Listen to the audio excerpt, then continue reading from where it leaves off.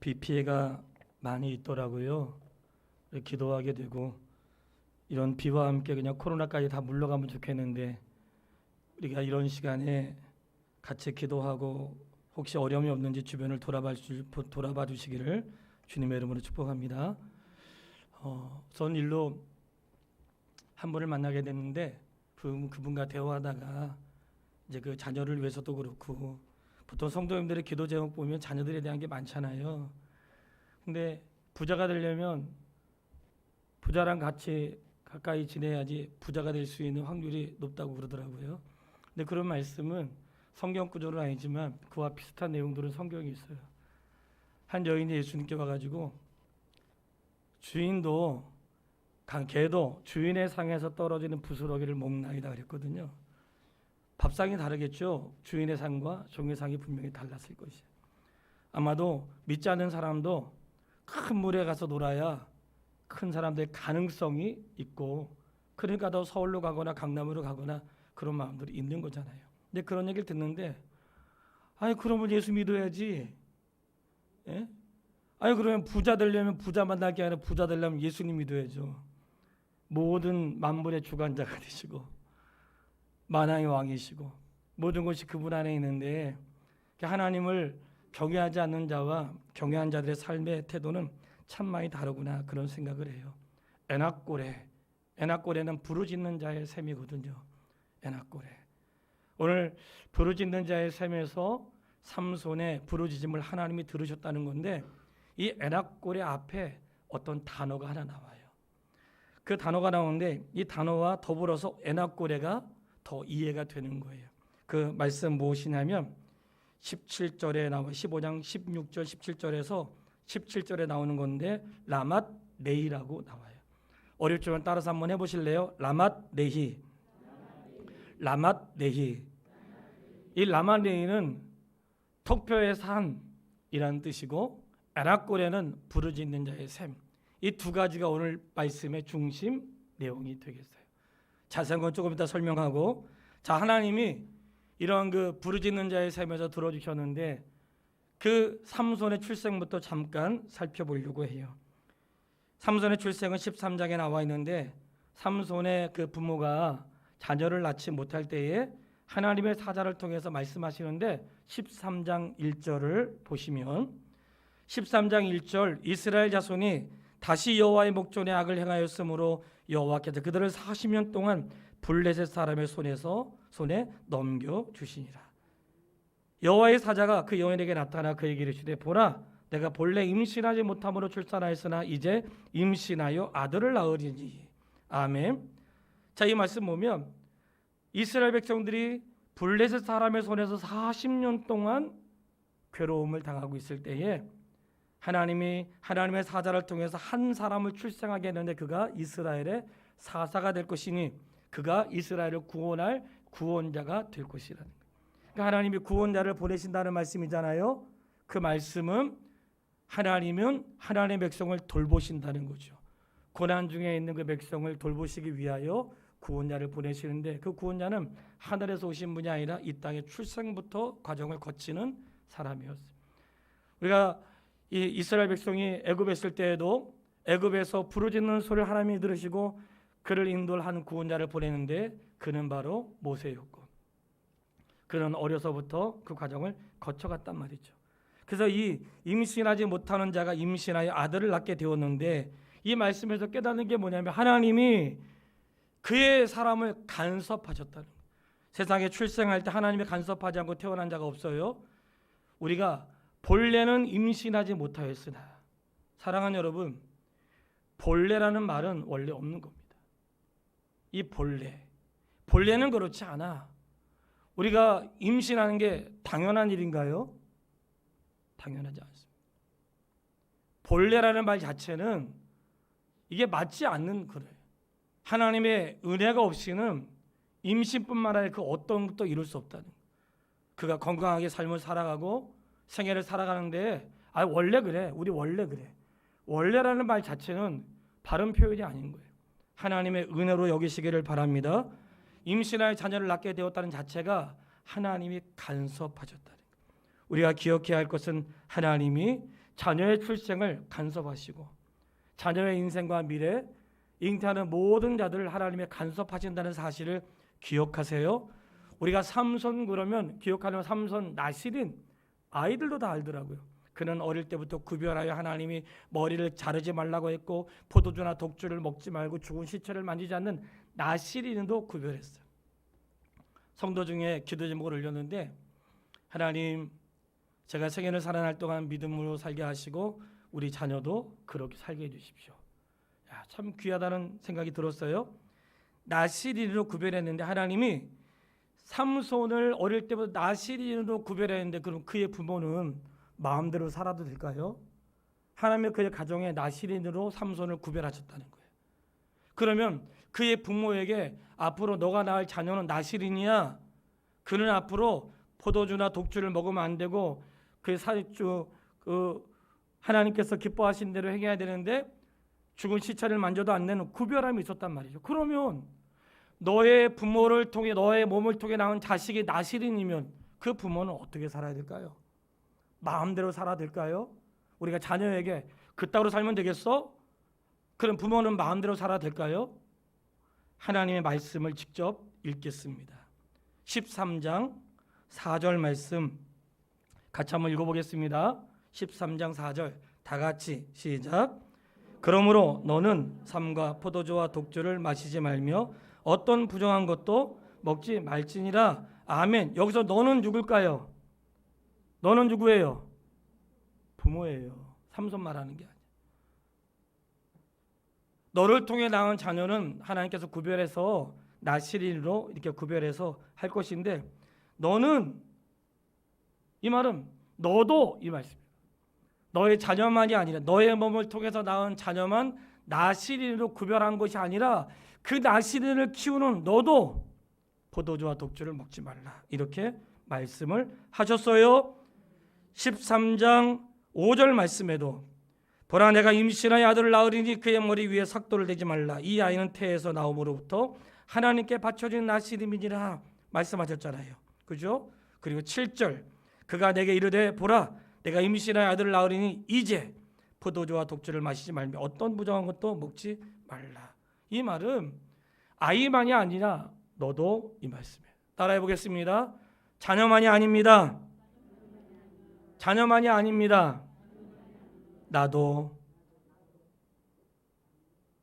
우리가 자녀를 교육할 때 그렇게 살면 되겠니? 하나님 너를 구별하셨는데 하나님 너에게 은혜를 주었는데 그러니까 오늘 이 마노아 가정에 말씀하신 주의 음성을 들으면 하나님의 그의 가정을 구별하여 이스라엘의 사사로 삼으시기 위하여 그를 구별하셨다고 말씀하시면서 너의 자녀만이 아니라 너도 우리가 믿음의 자녀를 키우기 위해서 부모가 어떻게 되었습니까? 믿음으로 살아야죠. 자녀가 거룩하게 되기 원하는 부모가 어떻게 되겠어요? 거룩한 삶을 살아야죠. 자녀에게 말할 것이 아니라 부모가 믿음의 삶의 태도를 가지고 인생의 어떤 폭풍과 위기를 만날 때 두려워하지 않는 부모의 그늘 아래서 자녀가 인생의 어려움 만날 때 두려워하지 않게 될 줄 믿습니다. 조그만 어려움은 낙심하고 조그만 어려움은 부모 탓하고 누구 탓하고 교회 탓하고 하나님 탓하고 그런 언어와 삶 속에서 어찌 자녀가 인생의 위기를 만날 때에 하나님의 은혜라고 말을 하겠냐고. 맨날 부모의 언어에는 누구 탓하고 누구 때문에 누가 안 도와줘가지고 날씨가 이래가지고 코로나만 안 터졌으면 그의 언어 속에 늘 불평과 불만이 가득한데 어찌 그의 가정에 거룩한 자녀를 기대할 수 있냐. 하나님이 마노의 가정에 이스라엘을 구원할 구원자를 임신하게 하여 그를 이 땅에 사사로 보낸다고 말씀하실 때에 또 하나의 말씀은 너도 거룩하라 이 말씀을 하세요. 바라는 것은 오늘 우리가 하나님의 은혜 속에서 그 일들을 이루어가야 될 줄 믿습니다. 그래서 그를 통하여 하나님께서 기대하시는 것은 이스라엘을 구원하기 시작하니라. 하나님이 그 삼손의 출생을 통해서 이스라엘을 구원하실 계획을 가지셨다는 거예요. 저는 삼손을 말씀드릴 때 그 말씀을 꼭 드리고 싶어요. 오늘 하나님이 우리에게 깨닫게 하시는 것은 자녀의 거룩함을 위해서 부모가 거룩하시고 정말 자녀가 이 시대의 나실인처럼 구별하여 살기 원한다면 우리도 그렇게 살아낼 수 있게 되기를 바랍니다. 세상에 부귀영화 좋은 거 많이 있지만 정말 저는 하나도 부럽지 않아요. 누가 아무리 멋있는 차를 타고 해도 정말 부럽지 않습니다.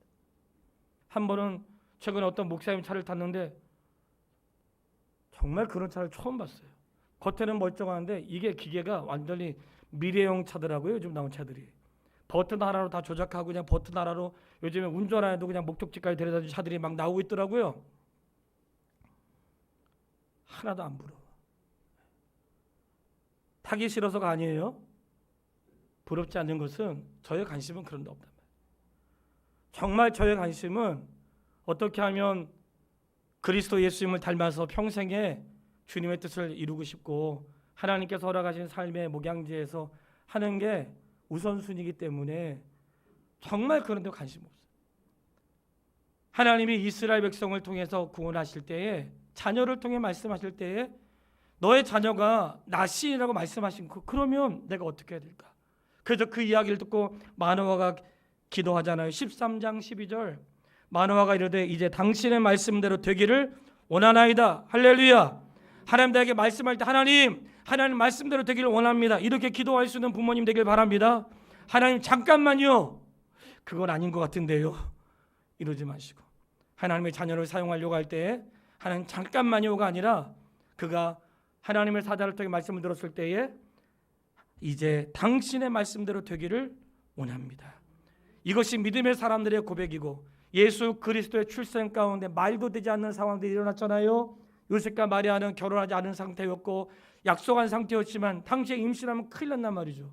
근데 요셉과 마리아에게 말씀하셨고 그 말씀을 드린 마리아가 뭐라고 했어요? 주의 뜻대로 이루어지이다. 이것이 믿음의 사람들의 고백이 되어야 할 줄 믿습니다. 그때 마노아가 말씀대로 되길 원합니다 하면서 이 아이를 어떻게 기르며 우리가 그에게 어떻게 행해야 하리까? 이것이 오늘 우리가 있어야 될 태도입니다.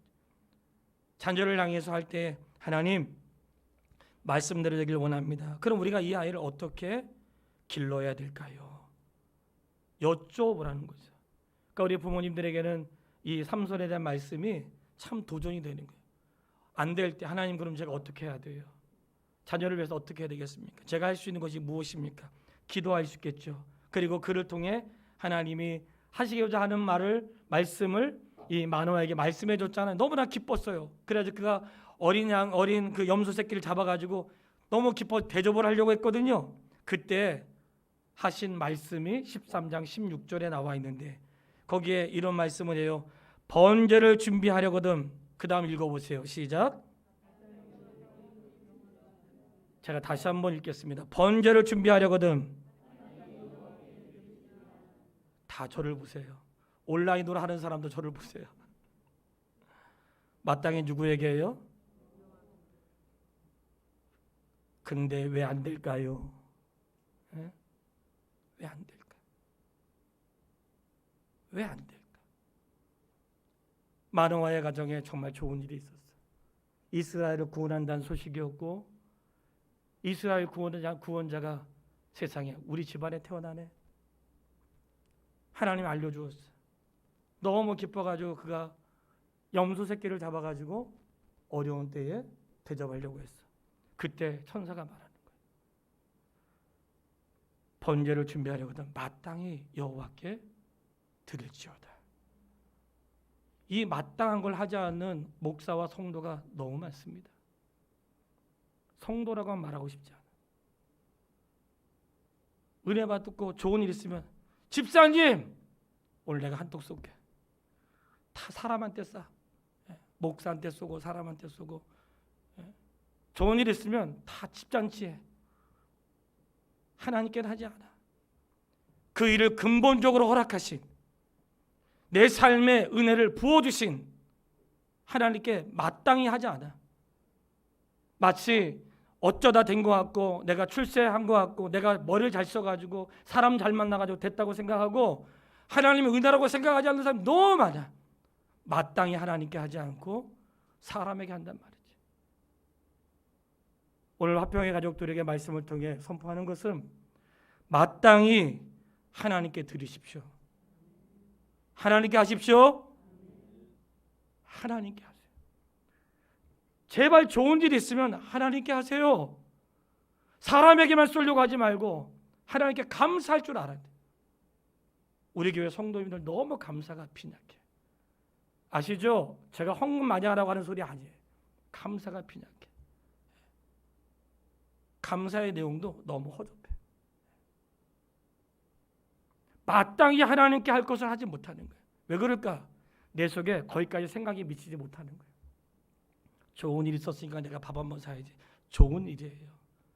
내가 좋은 날 어려운 사람들과 밥 먹고 하나님 내게 은혜 주었을 때에 식구들만 몰리지 않고 또 대접할 수 이참에 할 수 있는 거 숟가락 하나 더 올려놓는 거니까 좋은 일이라고 생각을 해요.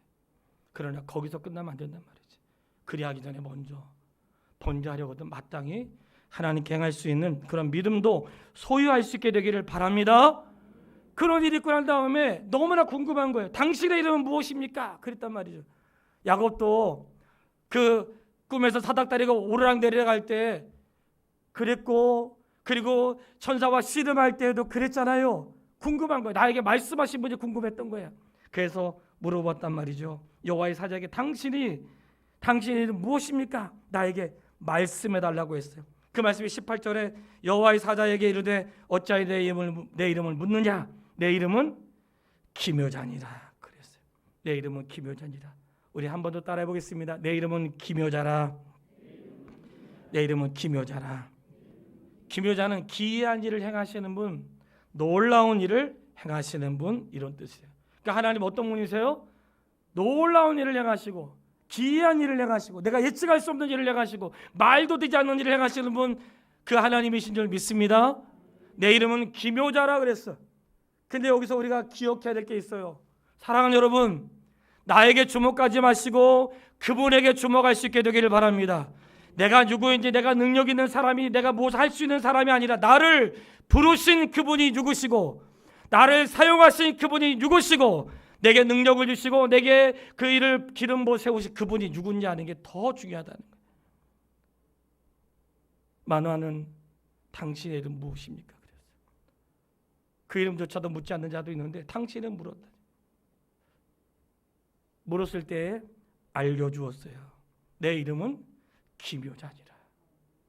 이 사자는 사자가 아니라 우리는 구약의 성경을 해석할 때 예수 그리스도가 오셨다고 말씀을 해요. 왜냐하면 예수 그리스도는 뭐가 있어요? 완전 하나님이시면서 사람의 육체를 가지고 계시거든. 그러니까 구약의 사자라고 말할 때에 하나님의 형상을 등장한 사자의 표현은 다 예수 그리스도를 말씀하는 거예요. 왜냐하면 그분은 육체가 있으시니까. 그러니까 기묘자라 그랬어요. 하나님 어떤 분이세요? 기이한 일을 행하시는 분, 놀라운 일을 행하시는 분. 우리가 언제 놀래요? 당연한 거 안 놀래잖아요. 이까짓 거면 당연한 일인데 그거 안 놀래잖아요. 당연하지 않는 일에 놀래. 말도 안 되는 일에 놀랜단 말이죠. 하나님 누구세요? 당연하지 않는 일을 그 속에서 하나님의 놀라운 역사를 이루신 분, 기묘자 하나님이시라는 거예요. 하나님이 블레셋 사람 가운데 이스라엘을 구원하기 위하여 한 사람의 출생을 말씀하시면서 그 출생 가운데 그 말씀은 하나님이 인생을 간섭하시고 이스라엘을 간섭하신다는 말씀이고, 오늘 나와 가정과 내 출생 자체를 간섭하신다는 것으로 받으시기를 바라요. 그리고 그 아이를 나시를 구별할 때 그 부모에게 하셨던 말씀, 그런 아이를 양육하기 위해 내가 먼저 거룩함과 나시린의 구별함이 있어야 된다는 거죠. 그런 가운데 그에게 하나님이 누구신지를 선명하게 말씀해 주었어요. 그가 이제 자라서 사사로스의 역할을 하는데 하필이면 블레셋 여인과 결혼하려고 했어요. 근데 그것이 부모는 알 수 없었지만 하나님께로부터 나온 줄 알지 못했더라. 14장 4절에 말씀하고 있어요. 그러니까 이 삼손이 이방인들과 결혼하면 안 되잖아요. 근데 이방인들과 결혼한 것이 하나님의 계획이었다는 거예요. 그럼 우리가 만약에 그런 일 있으면 어떻게 하겠어요? 안 돼! 이런 말도 되지 않는 놈, 너가 지금 성경을 모르는 자도 아니고 할 수 있잖아요. 근데 하나님한테 우리가 알 수가 없어. 그래서 성도요, 다른 사람을 함부로 비난하지 말라는 거예요. 하나님의 계획을 우리가 모르는 게 너무나 많아요. 이스라엘의 규례로 하면 믿는 자와 믿지 않는 자가 하면 안 돼. 하나님은 다른 계획이 있었어요. 그를 통하여 블레 사람을 치려고 하는 하나님의 계획이 있었다는 거예요. 그렇기 때문에 우리가 늘 조심해야 되는 것은 나의 짧은 생각으로 판단하지 말고 하나님께 맡길 수 있는 믿음의 사람이 되기를 바랍니다. 그 일을 갈 때 하나님의 삼손의 손을, 하나님의 영이 삼손을 강하게 하셨다고 했어요. 그가 그 일을 행하러 갈 때 누굴 만나요? 사자를 만나요. 사자를 만났는데 그 말씀이 너무 재밌어요. 14장 6절에 보면 여호와 영이 삼손에게 강하게 역사하여 그가 손에 아무것도 없이 그 사자를 염소 새끼 찢듯 찢었다는 거예요. 손에 뭐가 있었어요? 아무것도 없었대. 아무것도 없었는데 하나님이 삼손에게 힘을 줘가지고 아무것도 없는데 이 사자의 입을 염소 새끼 찢듯 했다는 거예요. 염소는 손으로 찢을 수 있을까요? 닭도 찢기 힘들걸. 예? 손에 아무것도 없는데 그 일을 했다는 거야. 그리고는 아무한테도 말하지 않았어요. 그 정도 되면 말해야 되는 거 아니에요? 어머니, 제가 오는 길에 사자를 만나는데 세상에 그냥 맨손으로 찢어 죽였다는 거 아니에요? 자랑할 만하잖아요. 그럼 마누아가 어떻게 써요? 동네 사람들 일로 와보세요. 우리 자식이 말이야. 자랑할 만하잖아요. 자랑하지 않았다는 거예요. 자랑하지 않아도 그 역사한 그 체험을 누가 알아요? 삼손 알고 있는 거예요. 누가 말하지 않아도 하나님이 그에게 하나님이 여기 함께하여 사자를 맨손으로 찢었던 그 일들을 기억했단 말이죠. 수수께끼를 통해서 블레 사람들을 좀 해를 가하려고 했지만 그의 아내를 꼬셔가지고 답을 알아냈고, 그래서 결국에는 삼손이 30명 좀 죽이고 필요한 걸 나눠주었잖아요. 그런 일도 있었어요. 근데 거기서 끝나지 않고 삼손이 가가지고 블레 사람들 좀 죽인 거야. 분에 차가지고. 분에 차가 죽이고, 그게 오늘 본문의 말씀이 이어지면서 그가 이제 숨어 있게 된 거거든요. 그러니까 블레 사람들이 오늘 본문에 어떻게 그냥 군대를 데려와 가지고 삼손 잡아서 보내라는 거예요. 삼손 잡아서 보내는 게 오늘 본문의 말씀이에요. 삼손 잡아서 보내라. 내가 그들을 보내라니까 또 이스라엘 백성이 어떻게 해요? 가가지고 삼손을 또 잡아서 보내. 예. 그러니까 목숨 앞에는 모두가 다 그런 것이죠. 근데 삼손을 보냈는데 하나님의 영이 또 삼손을 감싸서 그 말씀이 이제 나오는 거죠. 삼손의 나귀의 새 턱뼈를 가지고 그걸로 1000명을 죽였다는 거예요. 삼손의 나귀 턱뼈로 1000명을 죽였어요. 이 나귀 턱뼈는 엄청난 무기는 아니잖아요. 아까는 맨손으로 아무것도 없었지만 그것으로 하나님의 큰 것을 경험하게 하시고, 이번에는 턱뼈로 했다는 것은 보잘것없는 무기로. 따라서 한번 해보실래요? 보잘것없는 무기로. 보잘것없는 것으로 그렇게 하나님이 행하신 거예요. 그러니까 턱뼈로 죽였다는 것은 보잘것없는 거를 사용해서 하셨다는 거예요. 그리고 우리는 삼손의 마지막을 알아요. 그가 얼마나 방탕했는지 알잖아요. 삼손은 누구예요? 나실인 구별된 자. 근데 이 구별된 자가 여인을 너무 좋아하네. 포도주와 독초를 삼가하라고 하는데 늘 잔치 속에 그렇게 마시고, 그리고 들릴라라고 하는 여인이 그의 힘의 근원을 알려고 할 때 너무 괴로워서 또 알려줬어요. 결국은 붙잡혔잖아요. 머리 깎이고. 그리고 그가 그의 다곤 신전 앞에서 머리 깎고 조롱거리가 되었잖아요. 기억하세요. 오늘 하나님의 사람이 그 하나님의 뜻을 벗어나게 될 때 우상 숭배자들의 조롱거리가 될 수 있는 거예요. 성도 한 사람의 문제가 아닌 거예요.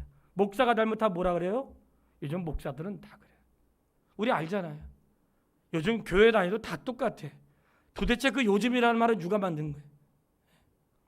누군가 어쨌든 했을 거 아니야. 누군가. 누군가. 그러니까 오늘 나 한 사람이 그리스도인의 대표라는 사실을 항상 잊으면 안 돼. 나는 목사 대표고, 장로는 장로 대표고, 권사는 권사 대표고, 집사는 집사 대표고, 성도는 성도 대표라는 사실 항상 잊으면 안 돼. 내가 잘못하면 요즘 교회 다녀도 다 똑같아. 그렇게 되는 거야. 삼손이 그런 일을 만나니까 그들이 막 자랑하면서, 와, 우리의 다곤신이 우리를 도와가지고 그 다곤신을 높이는 거예요.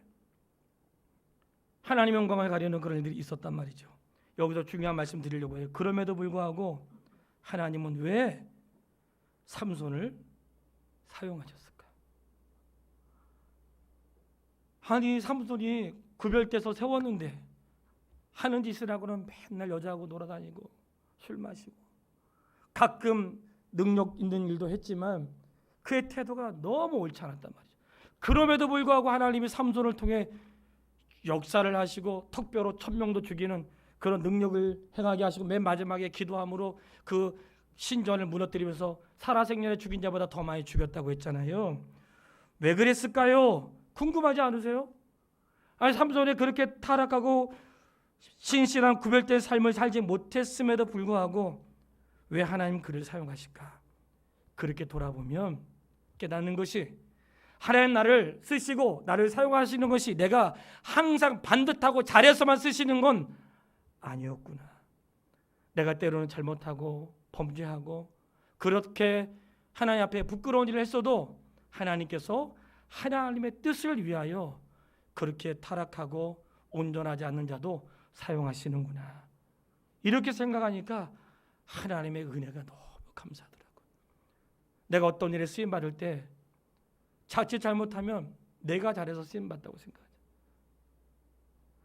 제가 아무리 생각해도 그 사람은 그래도 안 되는 것 같은데 막 한국 대표라고 하면서 막 TV에 나오고, 그리고 아무리 생각해도 아닌 것 같은데 뭔가 영향력 있는 행사하는 사람들 볼 때 깨달아지는 거예요. 그 사람의 거룩함과 탁월함이 아니라 그럼에도 불구하고 하나님이 하나님의 일을 위하여 행하시는 거구나. 그렇다고 하여 그 사람이 거룩하다는 뜻은 아니구나 하는 것들을 깨닫게 되었단 말이죠. 하나님 나를 위하여 사용하셨다고 해서 그 사용하심이 내가 거룩하다는 뜻이 아닙니다. 하나님 나를 사용하시는 것이, 하나님 앞에 이런 것들을 볼 때에 깨닫게 되더라고요. 자, 이런 하나님의 은혜가 있었음에도 불구하고 삼손은 자기에게 힘이 잃었다는 것을 스스로 깨닫지 못했다는 거예요. 그가 블레셋 사람들을 잡으러 왔을 때 그가 했던 말이 내가 전과 같이 나가서 몸을 펼치리라 이렇게 얘기했지만 하나님이 자기를 떠나신지 몰랐다는 거예요. 그 힘이 언제나 있을 줄 알았다는 거예요. 언제나 내가 마음만 먹으면 사자도 찢고 마음만 먹으면 무엇이든지 일을 행할 줄 알았다는 거예요. 사랑하는 여러분, 정신 차리세요. 내가 마음만 먹으면 무엇이든지 할 수 있다는 그것을 하나님 못하게 할 수 있다는 걸 깨달아요. 내가 힘 있으니까 마음 먹으면 할 수 있을 것 같죠. 마음만 먹으면 무엇이든지 움직일 수 있는 그 시대 속에 우리가 살고 있지만 그 힘의 근원이 하나님에게 있다는 걸 절대로 잊으면 안 된다는 거예요. 그걸 잊어버렸어. 자기가 비밀을 다 알려주고 그리고 거룩함을 잃어버렸는데 블레셋 사람 찾으러 오니까 내가 전과 같이 나가서 떨쳐버리라 나갔지만 떨칠 수 없었고 머리 깎이고 그들의 비난거리가 됐단 말이죠. 오늘 하나님 우리에게 기회 주시는 것은 하나님의 영광을 위해 사용할 수 있는 기회인 줄 알고 내게 건강 주신 것을 주를 위해 살 수 있는 기회로 여길 수 있게 되기를 바랍니다. 오늘 결론의 말씀으로 이제 드릴 거예요. 두 가지가 중요하다고 했는데 제목은 에낙고레라고 했어요. 그 에낙고레라는 지역에 라맛 네히라고 하는 이름이 있다고 말씀드렸어요. 우리 16절, 17절, 15장 16절, 17절 같이 한번 다 같이 읽어보겠습니다. 이르되 나귀의 턱뼈로 한 더미 두 더미를 쌓았으며 나귀의 턱뼈로 내가 1000명을 죽였도다 하니라. 그가 말을 마치고 턱뼈를 자기의 손에서 내던지고 그곳을 아멘. 이 라맛 네히는 어떤 곳이에요? 턱뼈로 기적을 행한 곳이야. 라맛 네히라고 하는 것은 하나님이 그에게 하나님의 영이 감동받아 가지고 턱뼈로 기적을 행한 곳이에요. 그래서 그 기적을 행한 곳에 말도 되지 않는 형편없는 무기를 가지고 블레셋 1000명을 죽인 역사의 이름을 새길 만한 그런 전투였단 말이지. 그것이 라맛 네히였어요. 큰 전투를 하고 이겼는데 그 다음에 무엇이 하냐면 공고함이 온 거예요. 제가 목말라 죽게 생겼습니다. 내가 이러다가는 할례받지 않는 사람들에게 죽게 생겼습니다. 하나님 저를 도와주세요 부르짖었더니 하나님이 샘을 터뜨려서 만들어 주었는데 그 샘 이름이 에낙고레란 말이죠. 부르짖는 자에게 샘을 주신 에낙고레. 근데 그 에낙고레가 어느 지역에 있는 거예요? 라맛네이라고 하는 곳에 있었다는 거예요. 할렐루야. 이제 결론이에요. 이게 뭐예요? 내가 승리를 경험한 그곳에 인생의 공감도 있는 거예요. 아무도 경험할 수 없는 승리를 경험했어요. 아무도 해보지 못했던 역사를 이룬 거예요. 개척할 뿐만 아니라 내 인생을 살면서 자수성공하는 사람들이 나하고 똑같이 출발했지만 아무도 경험할 수 없는 놀라운 능력을 라마네이에서 했던 거예요. 그런 인생의 경험이 있는 거예요. 아무도 할 수 없는 경험이 나에게 있었던 거예요. 라마네이처럼 보잘것없는 무기를 가지고 놀라운 역사를 이루었어요. 근데 항상 놀라운 일을 행한 다음에 꼭 같이 등반하는 게 있는데 에녹고레와 같은 부르짖는 자의 셈이 동반한다는 거예요. 엘리야가 갈멜산에서 바알과 아스렛 선지자 750명과 싸워 승리하고 난 다음에 아합의 아내 이세벨을 통해 그가 두려운 마음이 와서 도망갔고, 그가 하나님 앞에 죽여달라고 했던 삶의 시간들이 있었어요. 신기하게도 내가 기적을 경험한 그 자리에 무엇이 있냐면 영적인 몸바람이 있는 거예요. 올라갈 만큼 올라가서 더 이상 올라갈 데가 없다고 생각할 때 목마름이 있다니까요. 아무도 경험하지 못한 것들 경험하고 난 다음에 영적인 목마름이 있어요. 그렇기 때문에 우리 끊임없이 주님의 도우심을 구해야 되는 것입니다. 지금 내가 있는 인생의 자리, 이 인생의 자리가 어떤 사람에게는 라맛네이가 될 수 있고 어떤 사람에게는 에낙고레가 될 수 있는. 근데 승리를 경험한 상태에서 좌절감에 빠졌을 때 삼손이 했던 것은 여호와께 부르짖었더니 하나님께서 행하신 게 뭐예요? 우묵한 곳을 터뜨려서 물을 솟아내셨다는 거예요. 물이 없는 곳에 물을 내셨다는 거예요. 부르짖는 그 사람. 오늘 하나님께서 우리가 인생에 만나는 모든 과정에 우리에게 요구하시는 것이 있습니다. 삼손은 자기의 힘을 한 것 같지만 그가 그 일을 행할 때마다 등장하는 말씀인데 여호와의 영이 그와 함께 하심으로, 하나님의 영이 함께 하심으로 그 일을 했다고 분명히 기록하고 있어요. 그리고 그가 인생에 고단함이 왔을 때 누구에게 부르짖었어요? 여호와께 부르짖었어요. 오늘 우리 주의 자녀들이 하나님께 부르짖게 되기를 바랍니다.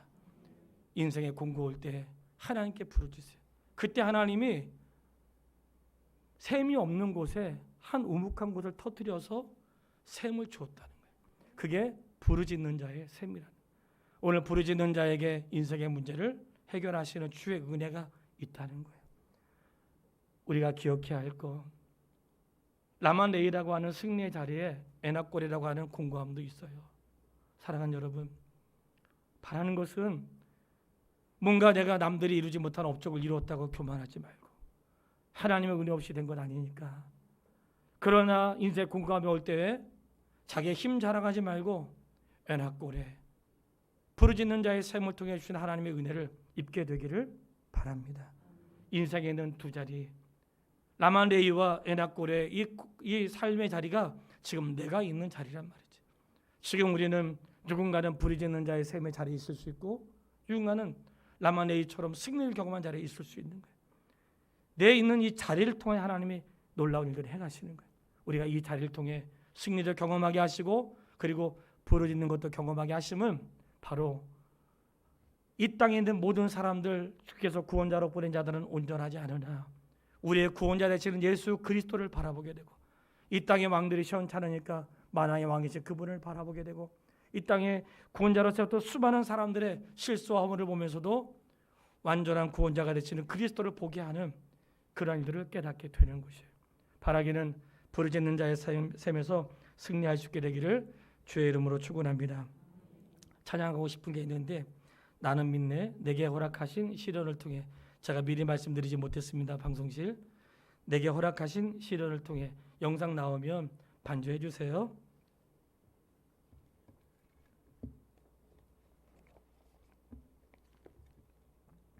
이 찬양 같이, 찬양의 가사 속에 오늘 깨달은 바가 있어서 같이 나누고 싶어요.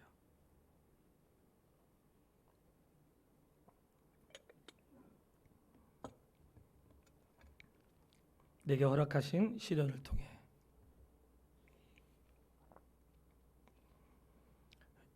영상이 나오면 같이 하도록 하겠습니다.